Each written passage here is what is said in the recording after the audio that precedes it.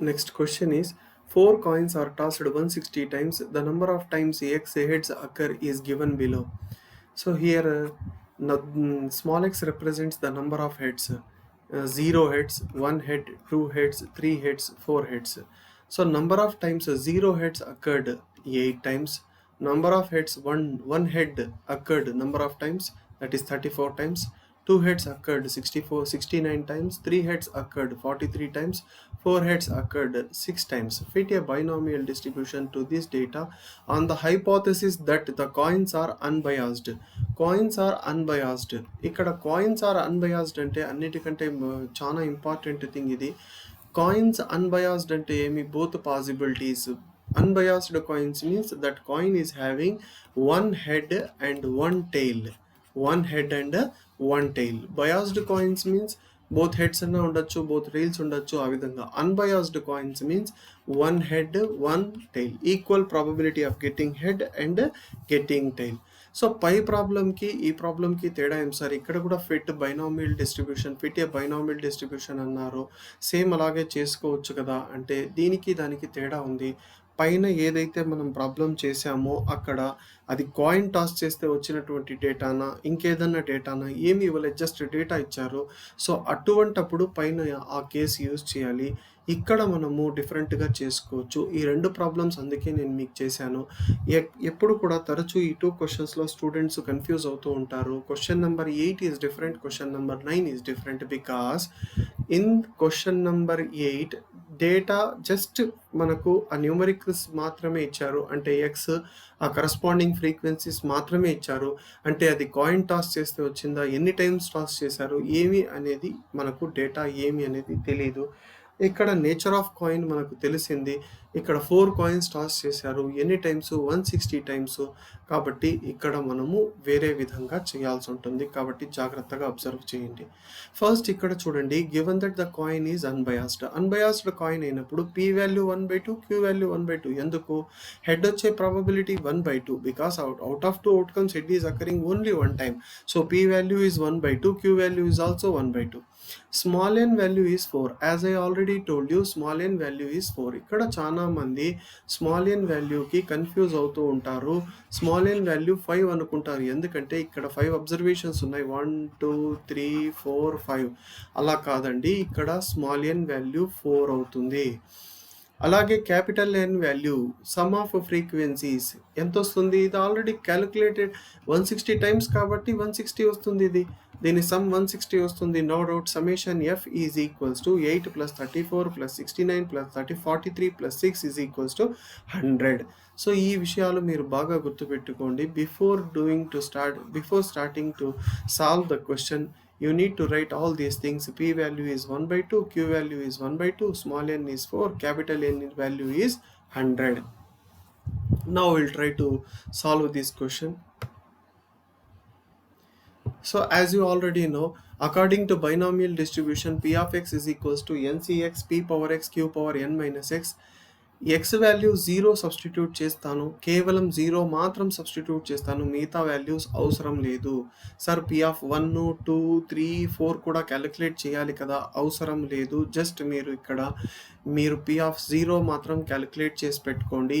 ఇందులో small n value మీకు తెలుసు, small n value is 4, p value as you already know 1/2, q value is also 1/2, x value is 0, ఈ కేసులో 0.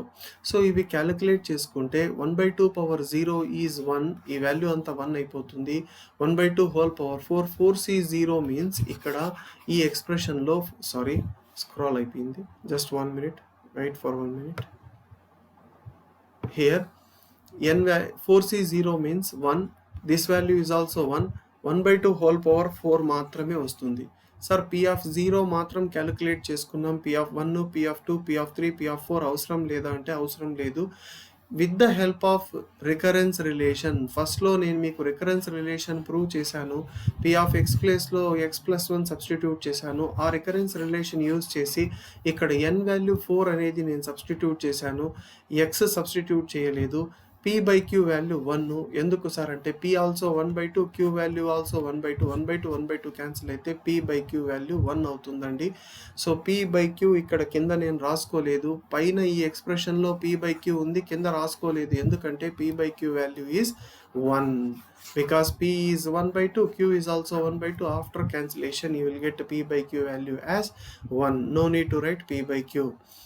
So ఇప్పుడు దీనివల్ల యూజ్ ఏంటి సార్, రికరెన్స్ రిలేషన్ వల్ల యూజ్ ఏంటి అంటే చూడండి, టేబుల్లో ఈ రెండు అయితే మనకి ఇచ్చేసాడు, ఎక్స్ కరస్పాండింగ్ ఫ్రీక్వెన్సీస్, అట్లే కాపీ పేస్ట్ ఆ పైన ఏవైతే వాల్యూస్ ఉన్నాయో క్వశ్చన్ పేపర్లో మనకి ఏదైతే క్వశ్చన్లో ఏవైతే వాల్యూస్ ఇచ్చారో అట్లాగే రాసుకోవాలి. P of X find out చేసుకోవాలి. పీ ఆఫ్ 0 పైన ఆల్రెడీ కనుక్కొని పెట్టుకున్నారు మీరు, పీ ఆఫ్ 0 పైన ఫస్ట్లో చేశారు 1/2 power 4. But what is 2 power 4? That is 16, 1/16. What is P of 1?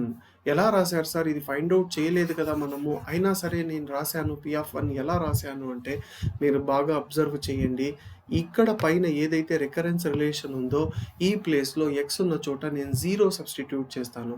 X ప్లేస్లో 0 సబ్స్టిట్యూట్ చేస్తే పీ ఆఫ్ 1 వస్తుంది. చాలా మంది ఎక్స్ ప్లేస్లో 1 పెడతారు, అప్పుడు పీ ఆఫ్ 2 వస్తుంది. మనకు ఎక్స్ ప్లేస్లో ఇక్కడ 1 సబ్స్టిట్యూట్ కాదు 0 సబ్స్టిట్యూట్ చేయాలి. 0 + 1 that is P of 1 is equals to X ఉన్న చోట 0 పెడతాను, 4 - 0 that is 4 by 0 + 1 that is 1, 4/1. p of x, p of 0, p of 0 value మనకు తెలుసు 16, 1/16. 4 into 1/16 that is 4/16. క్యాన్సిలేషన్ చేస్తే 1/4. సో మళ్ళీ ఒకసారి ఈ స్టెప్ చెప్తాను, బాగా అబ్జర్వ్ చేయండి. ఇక్కడ పీ ఆఫ్ 0 వాల్యూ మాత్రమే కనుక్కున్నాము. పీ ఆఫ్ 1 వాల్యూ ఎలా ఫైండ్ అవుట్ చేస్తామంటే with the help of this expression. ఈ ఎక్స్ప్రెషన్లో ఎక్స్ ఉన్న చోట నేను 0 సబ్స్టిట్యూట్ చేస్తాను. That means you will get 1. P of 1, 4 - 0 is 4, 0 + 1 is 1. p of 0, p of 0 value is 1/16. 4 into 1/16, 4/16. After cancellation you will get 1/4. Similarly p of 2, p of 2 means ఈసారి X ప్లేస్లో 1 substitute చేస్తాను. So P of 1 + 1 that is 2, P of 2, 4 - 1 that is 3, 1 + 1 that is 2, 3/2 into P of 1. P of 1 value పైన ఇక్కడ ఉంది 1/4. So 3/2 into 1/4 that is 3/8. ఈ విధంగా మనం చేసుకుంటూ వస్తాము. అదేవిధంగా పీ ఆఫ్ 3 కావాలి అంటే మనకు ఈ ఎక్స్ప్రెషన్లో ఎక్స్ ప్లేస్లో 2 పెట్టాలి. ఈ వాల్యూస్ అన్నీ మనము క్యాలిక్యులేట్ చేసుకుంటాం, కరస్పాండింగ్ ప్రాబబిలిటీస్ ఇవన్నీ మనం క్యాలిక్యులేట్ చేసిన తర్వాత ఇప్పుడు ఎక్స్పెక్టెడ్ ఫ్రీక్వెన్సీ పైన మనం ఎలాగైతే ఎక్స్పెక్టెడ్ ఫ్రీక్వెన్సీ ఫైండ్ అవుట్ చేసుకున్నామో అదేవిధంగా ఇక్కడ F of 0 means according to the formula n into p of x. Here f of 0 means n into p of 0. As you already know, p of 0 value is 1/16. 160 into 1/16 that is 10.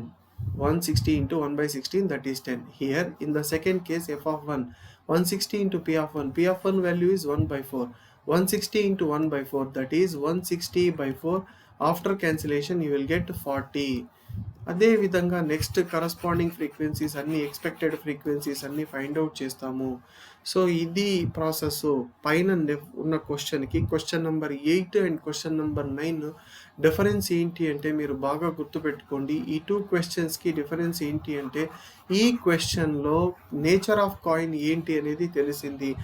Nature of coin biased కాయినా, unbiased కాయినా, లేకపోతే ఎన్ని times coin toss చేశారు, ఇటువంటి data ఉంది. పైన అటువంటి data ఏమీ లేదు కాబట్టి నేను అలా ఆ ఫార్ములా యూస్ చేశాను. సో పైన 8th క్వశ్చన్ వేరే క్వశ్చన్, అదో ఈ 8th క్వశ్చన్ ఈ విధంగా చేయాల్సి ఉంటుంది. 8th క్వశ్చన్లో డిఫరెంట్గా ఉంటుంది, 9th క్వశ్చన్ డిఫరెంట్గా ఉంటుంది. 9th క్వశ్చన్లో డేటా ఏమి, నేచర్ ఆఫ్ కాయిన్ ఏంటి అనేది మనకు తెలుస్తుంది. 4 coins are tossed 160 times. Number of times x heads occur is given. ఇక్కడ 0 heads ఎన్ని టైమ్స్ వస్తుంది, 8 times. 1 head 34 times. ఈ విధంగా డేటాలో ఇచ్చుంటారు కాబట్టి 8th question is different and 9th question is different. So please remember all these things. Okay, thank you.